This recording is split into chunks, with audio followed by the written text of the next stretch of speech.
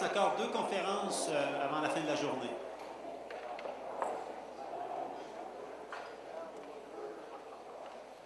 The next speaker is Gail Fraser. She's an associate professor at the Faculty of Environmental Studies at York University. Her main areas of research are wildlife management and environmental politics, environmental management of oil and gas extraction oriented upon environmental effects on wildlife and ecology, conservation and management of avian wildlife. Dans ses articles, Gail Fraser se montre critique de plusieurs éléments. Des évaluations environnementales faites dans le cadre des travaux de l'industrie pétrolière extracôtière, du suivi de ces évaluations environnementales et de l'accès à l'information concernant les données portant sur les rejets de polluants provenant des installations pétrolières. Sa conférence s'intitule « Les impacts environnementaux de l'extraction pétrolière extracôtière, implication pour les écosystèmes ». Is this on? Okay, there it is. Okay. Merci. Good afternoon.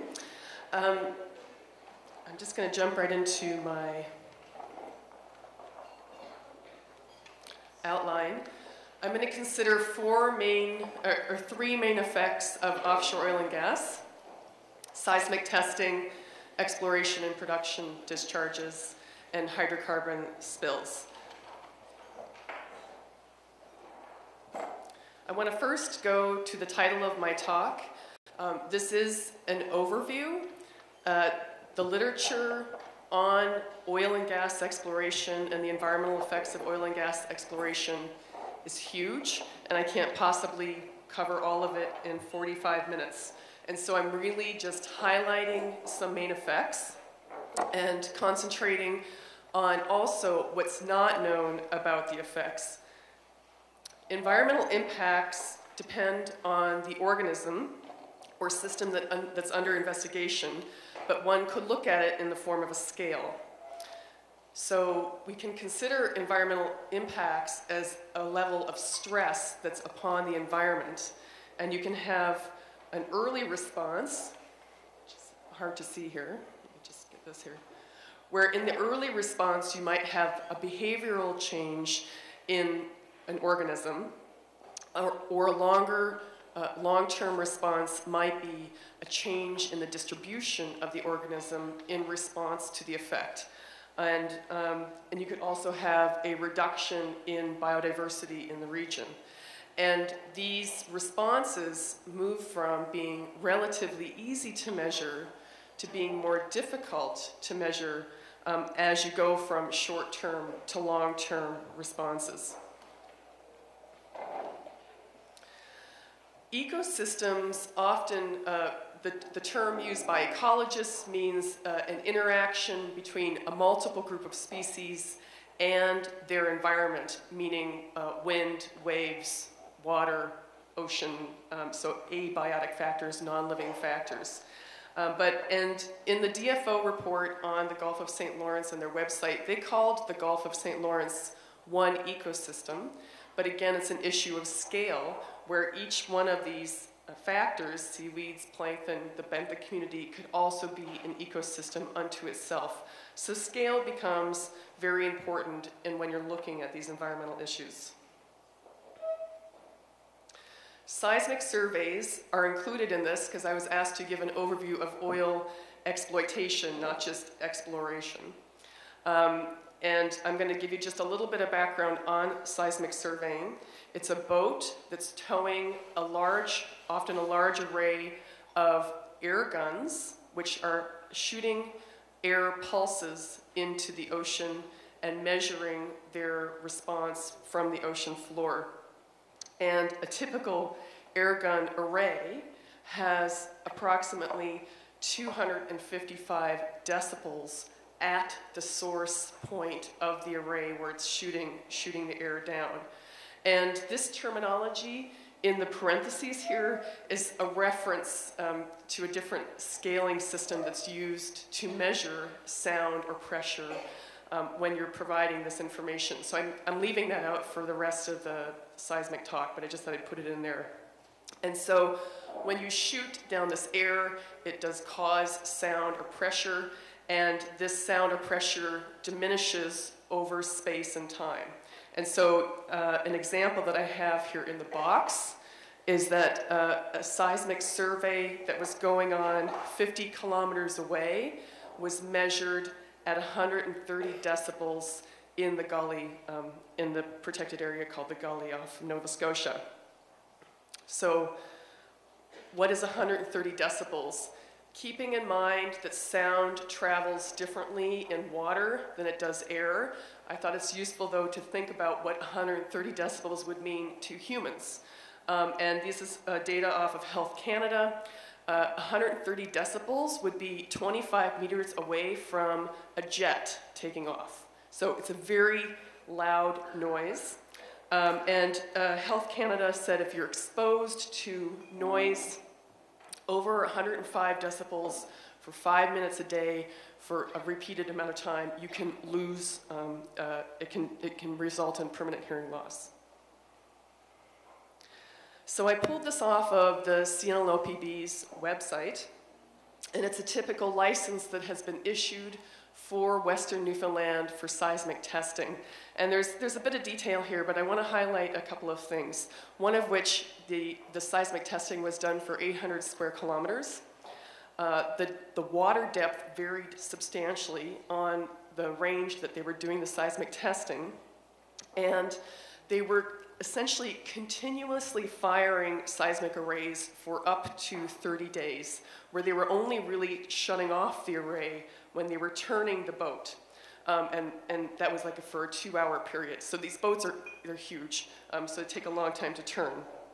The other thing I want to highlight is this box here, where you have water depth of 40 meters to 350 meters, and then the angle of the sound as it's coming off the array.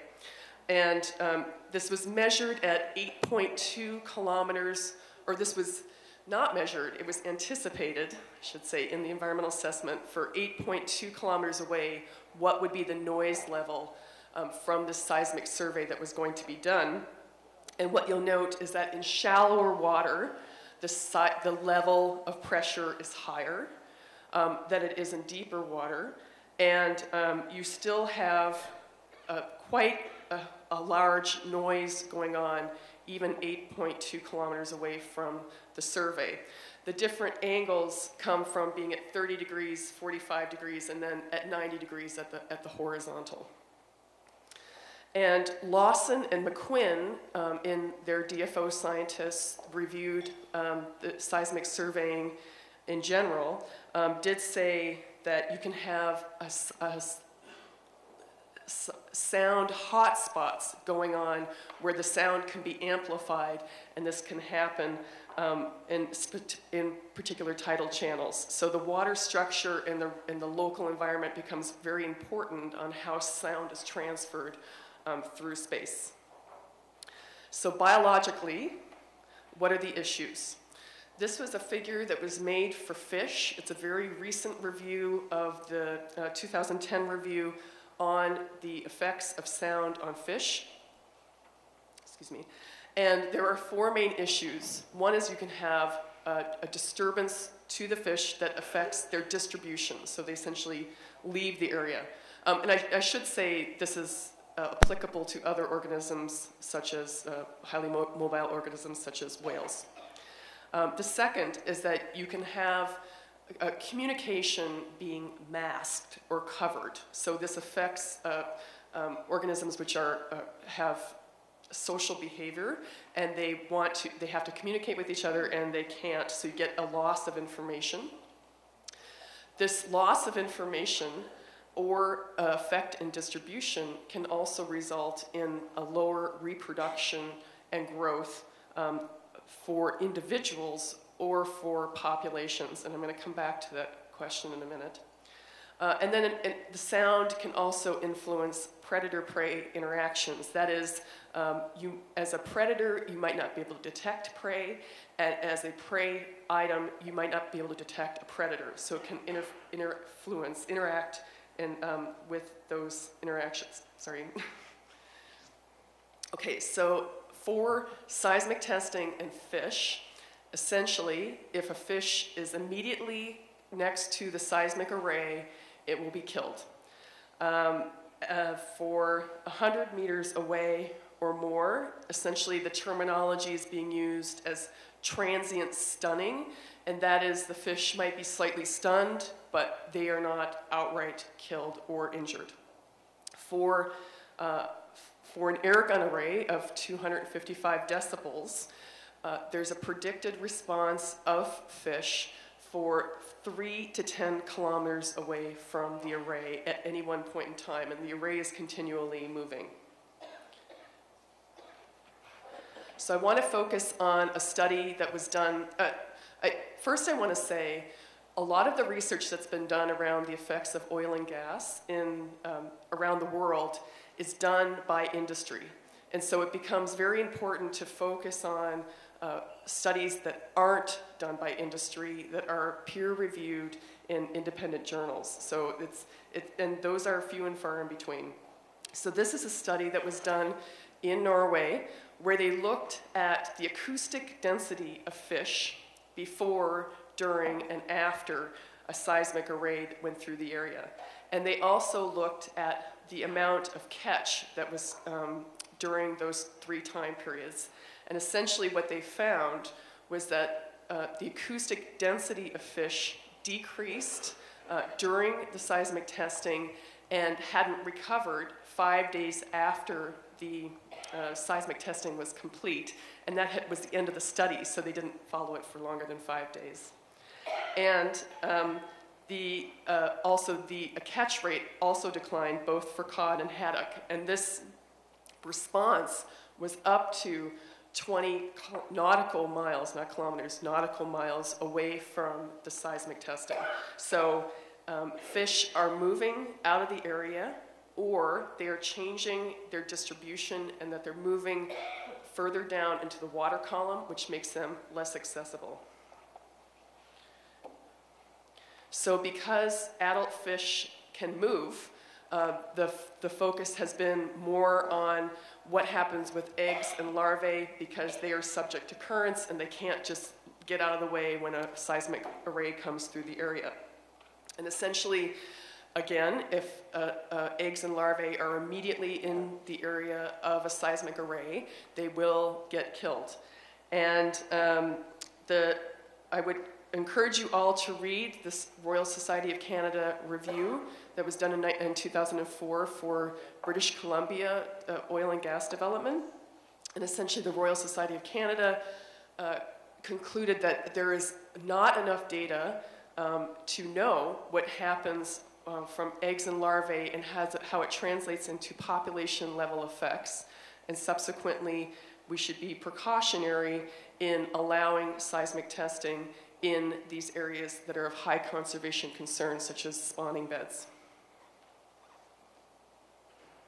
So for macroinvertebrates, the first speaker mentioned a couple of these studies, and so I won't spend a lot of time on them, but essentially for lobster, these studies were done regionally, so in the Gulf of St. Lawrence, and for lobsters, it was a sublethal stress was found, so it didn't outright kill lobsters, but on a cellular level, they determined that the lobsters were stressed, and the authors of the work concluded they wanted more research done. And for snow crab, again, there was no outright mortality, but it did seem as though there might have been a different rate of development for eggs that females were carrying between those that were exposed to seismic testing and those that were not.